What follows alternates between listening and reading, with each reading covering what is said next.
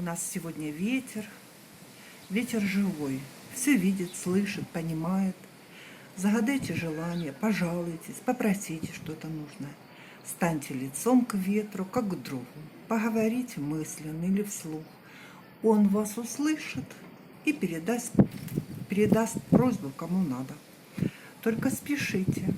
Он не стоит на месте. Просто чуть задержался, чтобы вас выслушать. Ветер – слово. Ве – знать, ведать. А терпение.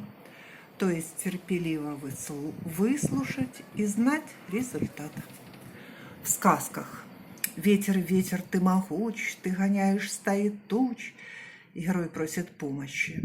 Скажи, где пропажа?